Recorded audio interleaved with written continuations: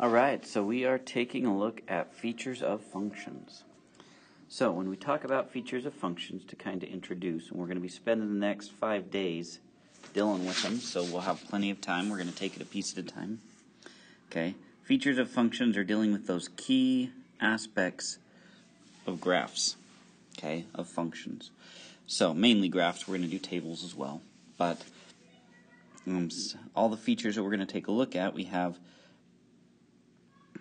domain, range, where the graph is increasing, where it is decreasing, where it is positive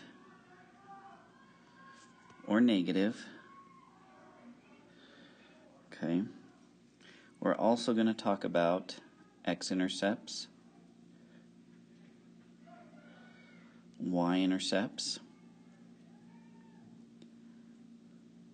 maximums, minimums,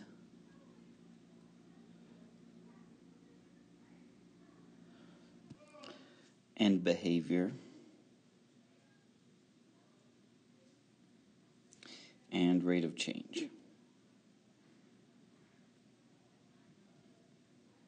Okay. So, x-intercepts, remember, where it crosses the x-axis. Y-intercepts, where it crosses the y-axis. Maximum, where the highest points on the graph, or relatively highest points. Minimums, lowest points on the graph. And behavior is where the graph is going as we go to the right or to the left off of the part that we can see. And rate of change, essentially that slope from one point to another. Okay. Now, x-intercepts, y-intercepts, maximums, and minimums, we write them as points because they are points on a graph. Okay. We are also going to learn about intervals. Okay. Intervals are kind of a section of a graph. So domain, okay, where the x values exist. Range, where the y values of our function exist. As we go left to right, where is our function increasing or decreasing, going up or down? Positive when it's above the x-axis, or negative when it's below the x-axis. And those ones are all written as intervals, and we'll learn about those when we get started on them. So to start off, we're going to take a look at the 4 easiest ones first. Okay. So you should all have this piece of paper, and you should be, copying down the notes. So if you need a little bit more time, please ask the guest teacher to pause the video so that you guys can stay caught up. Okay. And just to remind you, there will be a quiz on Friday of all of these, and you will be able to use your notes on that quiz.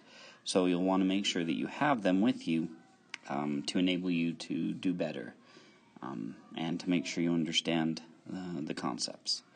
And that will be on Friday. So let's get started here. Alright, so let's start out with y-intercepts. Okay. Now, in a function, we're only ever going to have one y-intercept, the place where it crosses the y-axis. Because if we remember back to the rules of a function, right, it's got to have two groups. So we'll have our x and our y also known as f of x.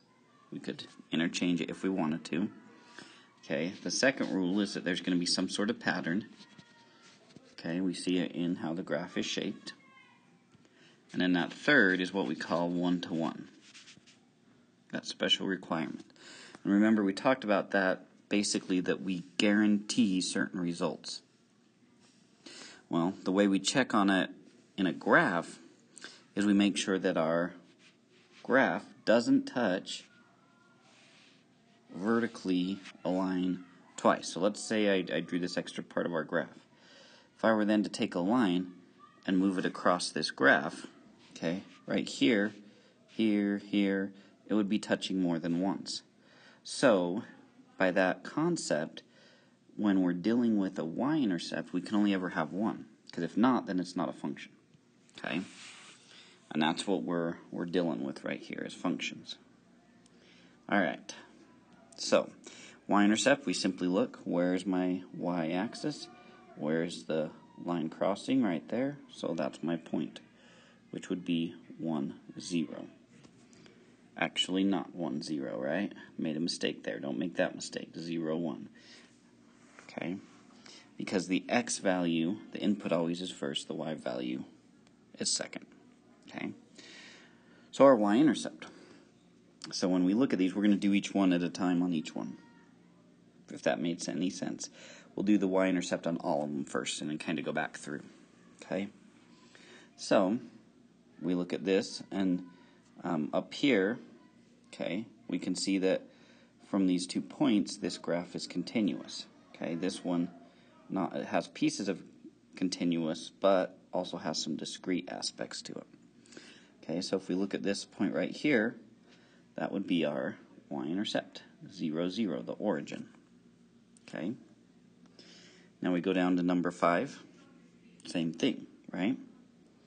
Okay, we look at the y-axis. Where does it cross? Crosses here at -2, so 0, -2. Okay, and that's what the graphs always look like. Now, if we're dealing with a table, okay, could I take this and plot these points out? Yeah, if I don't like dealing with a table, by all means, plot the points and see what you come up with. Okay, take a look at it.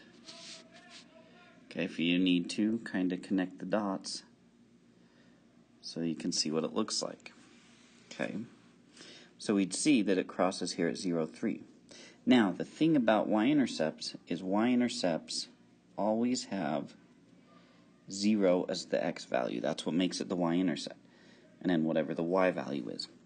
So, this is our independent variable. It's our domain. It's the input. Okay, it's the x value. And those typically we show on the left side of the table. Okay? So what we're looking for when we look for the y-intercept on a table is I'm looking for a 0. Okay? And when I find that 0, then that point with the input and the output, 0, 3, that is my y-intercept. Okay?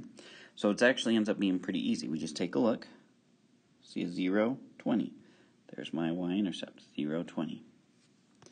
Okay, the last table, you probably already got this one. Find the 0, find the y value, input, output, 0, 20. Okay, so there's y-intercepts. Okay, x-intercepts are pretty simple too. It's simply where it crosses the x-axis. Okay, now x-intercepts, just like y-intercepts, we'll do that next time. We'll look at the graph first. So with x-intercepts, we can have more than one x-intercept. So if we look at my graph, okay, we see where it's crossing. The x is the horizontal, so it's -4 and -1. So I have -4, 0, and -1, 0. Just write them both in there. Okay, that's all we have to do for the x-intercept, those points right there, whereas the y-intercept was the point right there. Okay, so looking at 3, okay, we can see a few places where it crosses. Now we've got 0, 0. Notice it's a y-intercept, but it's also an x-intercept, that origin, because it's where it crosses, right? We jump over one more, we've got 1, 0. Now you may say, well, that's not one because it doesn't have a point, but it is, okay? And it has a point, we just didn't put one there. Okay, so it would be probably about 4.5, 0. So yeah, 3 x-intercepts. Okay, it also had that y-intercept too, right? Okay, now number 5, we look at this one. Find where it crosses that x-axis, 2 places. Right here at -4 and +4. So -4, 0, and +4, 0. And that's all there is to x-intercepts. I'll label the y-intercepts too. Now, we go to the table, same idea, we could graph it and find where it hits the x-axis, okay, right there. Or we could look and say, okay, now, with y-intercepts, the x value is always 0. With x-intercepts, the y value is always 0. Some value of x, comma, 0. So I look on the output for 0, that's my x-intercept. So I get negative 1, 0. Okay, going down to the next one. And sometimes there may not be an x-intercept as well. Okay, we usually always have a y-intercept, but sometimes we won't have an x-intercept. Okay, so I look at the 0, find the 0 on the y, 4, 0. Now the biggest mistake I see people make, now look at this one, there is no x-intercept, so I write none. Sometimes you may see what they call the empty set, which is do parentheses and nothing in them. It means none. They call it the empty set. Just in case you see that. Alright, now the main thing that you have to be careful of with x and y intercepts is mixing them up. Okay, you may understand that this is the y-intercept and this is the x, but if you write this 3, 0 and this 0, negative 1, then you've mixed them up. So you've got to make sure that you understand y-intercept and x-intercept, the format and what it looks like. Alright? Alright. Now, let's take a look at maximums. So there's two types of maximums. We have what we call relative maximums. We also have absolute. Okay. Relative maximums come into play, Math 3 more. Okay. When we graph what are called polynomials, it looks something like this. Okay. Where I get the graph continually going up. And so I really don't have a maximum because I would just keep going up to infinity, which infinity isn't a number, it's more of a concept. So I don't have a maximum. However, if we look right here, relative to all this space around it, I have a maximum. Okay, if we just zoomed in on that, it would look like a maximum. We call that a relative maximum. Okay, and those are important as well to deal with. But for us, we're looking more at the absolute maximums. And the same idea is for minimums, right? You can have a relative minimum right here, but we're going to be dealing with just the absolute ones for the most part. Okay? But just so you're aware, there are those two different types. So, let's take a look at our maximum. So we simply want to look for the highest point on the graph. Okay, here's a high point. Here's a high point. Technically, we could call this a relative maximum, but we're only dealing with the highest point, which is right here. So what's that point? X value of 8, Y value of 9. So it'd be 8, 9. All right, number 3. Where's our highest point?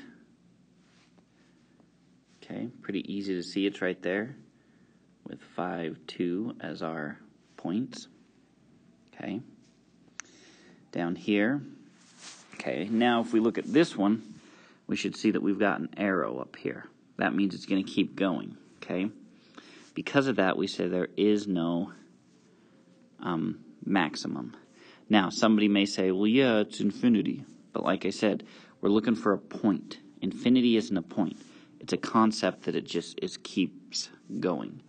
But in this case, I would accept both of them, because that would show me you at least understand that that's not a maximum, and that point isn't the highest point. It's the highest point we can see, and this gets back to that idea of end behavior. Okay, that there's something else going on with this. So really, there is no maximum here. All right? All right, so let's take a look now with the tables. Now, the tables are going to be a little bit more difficult, okay? But the height, how high or how low it goes, is dependent on the y-axis. So the y-axis is typically the right side. It's the output, the dependent variable. So I'm looking for the biggest number here. So if I look at all of these, biggest number is 6. So this point is my maximum, 2, 6. Which if I needed to double check on my graph, definitely is. Okay, so like I said, if you want to grab some graph paper and graph these tables, by all means go for it. Alright, now number 9. So, once again, I go through and just look for the highest number. Highest number is 25, so that point is my maximum, negative 125. Last one here, go through, where's my highest point? Looks like it's 31, so my maximum is 131. Now when I'm dealing with a table, there is this idea that maybe these keep going, okay? But I don't have any indication that it is, so I treat it as if it were discrete, okay? If it's not continuous, that it's not continually moving. And that's just kind of how I have to deal with it. Okay? All right, so minimum, same idea, it's just the lowest point. Okay, so pretty easy to see. I look at my graph. Okay, the lowest point here is at -3, -2. All right, number 3, I look through. Okay, lowest point down here, we're just simply looking vertically. Okay, I don't care where it is horizontally, I'm only looking at the vertical. So -4 and -4. So -4 and -4. Okay, down here, lowest point right there. So -2, -3. Okay, so just like on the maximum where I looked at the y values, and for the biggest, on the minimum we still stick with the y values and we look for the smallest.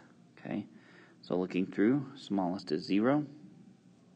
So minimum at -1, 0. Which if we double check on our graph that we made, yep, right there. Okay, number 9, same idea. So looking here, what's my smallest number? Pretty easy to see that it's -10. So 6, -10. And finally this last one, we look for the smallest number here, and hopefully we spotted it at 20, so my minimum is -2 and 20. Okay. All right, so there's the notes for today. So now you do have a homework assignment, but let me explain it a little bit better to make sure you guys understand what I expect you to do. So you can use the remaining class time you have to do that, and then after work on any missing work if you get that part done. Okay, I wouldn't say to work ahead because we haven't done the lesson for the other stuff. So there's the notes for there. If you needed any, make sure you talk to the guest teacher so that they can pause on any of these or go back and make sure you get it all. Okay, but there's these 4 key features. And y-intercepts, remember, they're important. They're like our starting number often. Okay, x-intercepts, when the y values equal 0, what does that mean? Okay, if we had some context to deal with this, that tells us something about our context. Same with the maximum and minimum. The highest point that something happening, the lowest points that something is happening. Okay, that gives us any sort of information. Remember back on last Friday, we talked about the river, okay, going along the river, the depths, and the distance from the start to the finish. I don't know why I put an A there, but we'll call it good. Okay, all that, max, mins, all that stuff meant something according to that context. And so that's why we're taking a look at it. All right, so let's take a look now at the homework assignment. Now, this homework is going to look crazy long, but it's really not that bad, okay? Plus, you're only going to deal with what you learned that day. So this homework is actually going to stay with you for all week till Friday, okay? That's when you'll be able to turn it in on Friday when you get done with it. So for today, all I want you to do is make sure your name's on it. You may want to, hopefully you have enough time in class to finish this. These Y, X, max, mins aren't too bad, okay? So just and I'll have a video up, and if you have time and everybody gets finished and you have time in class, you can double check with the video, okay? So X and Y intercept, max and mins. That's all you have to answer for question 1. Same with 2. Okay, we haven't dealt with rate of change, so no 3 and 4. 5, 6, 7, 8. Okay, and we don't know rate of change, so 9 and 10. Okay, so that's all you need to do right now is work on just those problems, and you saw how fast we can do it, so honestly you can get it done. And if everybody finishes, by all means, and you've got time, watch the video on this so that you'll be able to double check your answers. And then tomorrow when we learn something else, you'll be able to add to this homework, okay? So you don't want to lose it, so keep it here in your drawer if you need to, because if you lose it, then you're going to have to get a new one and start all over, okay, which I would suggest not doing. So get that done. Keep the assignment all week, okay? Just answer those features that we learned, okay? So there you guys go, and tomorrow we'll come back and learn some more of these features. So there we go.